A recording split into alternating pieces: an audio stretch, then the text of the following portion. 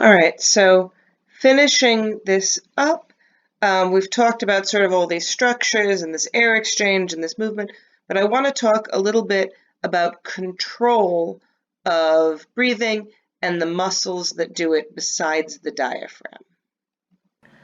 So to do that, there are some we have some important muscles acting here. We have the diaphragm, which contracts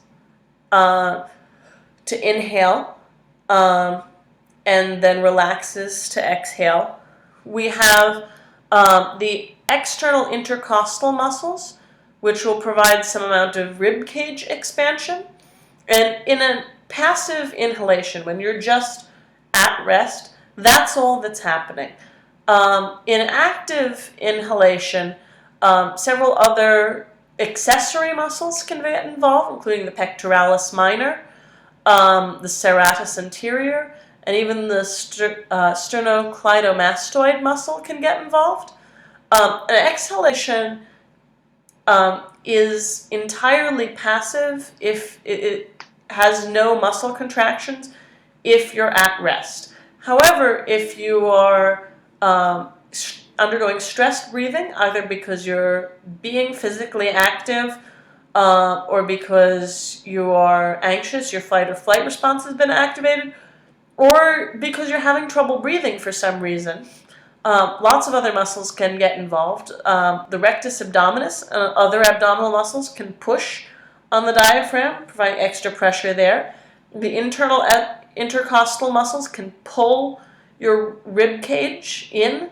The transverse thoracic muscles can pull your rib cage in. So there's a lot of different muscles that can get involved.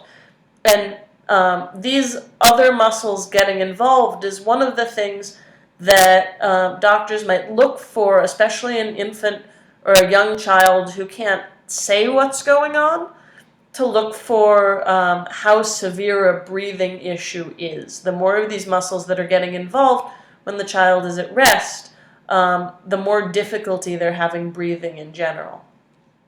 Now,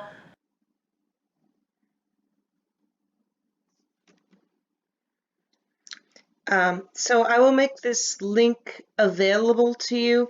There's no real great way to make this all work as part of the video, so I will post this link along with the other links. So the other thing that I want to talk about here a little bit is the respiratory controls. We've talked about how that actual movement happens, but this is how we control that respiratory movement. Now, we'll focus a little more on this as we keep going, but I want to sort of give an overview. So first of all, we have the higher brain centers that have conscious control over breathing. So that's if you stop, all those times earlier in the lecture when I said, take a deep breath in, exhale all the way out. Obviously, you have a lot of conscious control over your breath there. We also have some more direct actions of pain or emotion. Think about if you feel pain, you might gasp a little bit.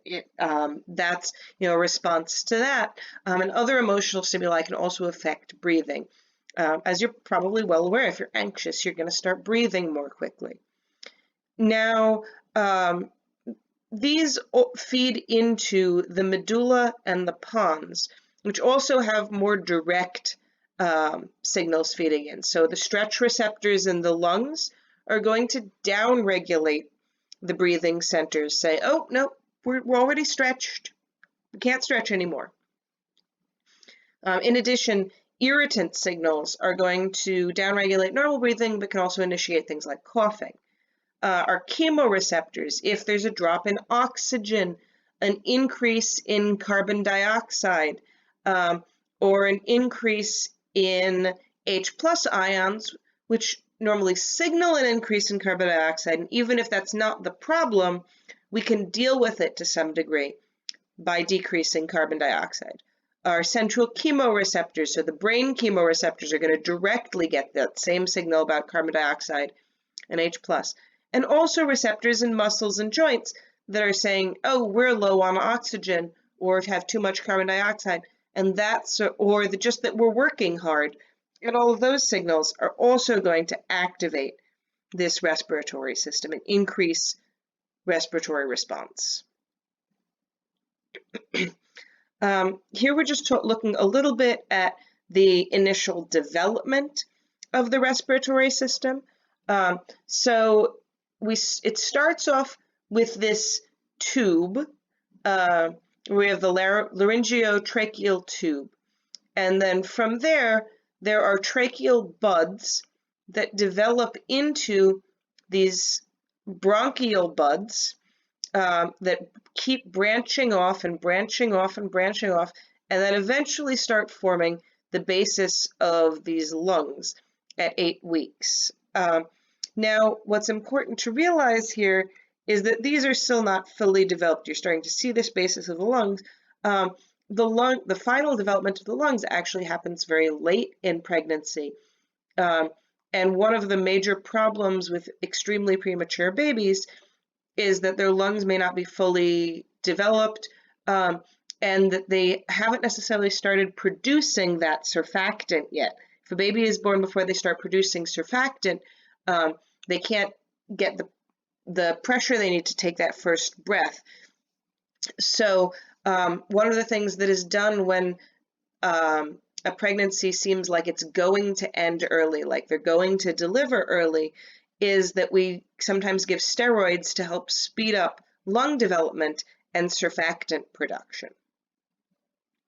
So in that first moment after birth, before that, the lungs are collapsed. But in that first moment after birth, the lungs inflate with air, allowing gas exchange. The resistance to blood flow in the lungs decreases, causing that pulmonary blood flow to increase, and much more blood flows into the lungs. And this first breath causes the alveoli to expand and the blood vessels in the lungs to open up. All right, thank you very much for listening to all of these lectures. And I have my Zoom hours. You know how to find me. All right, be well.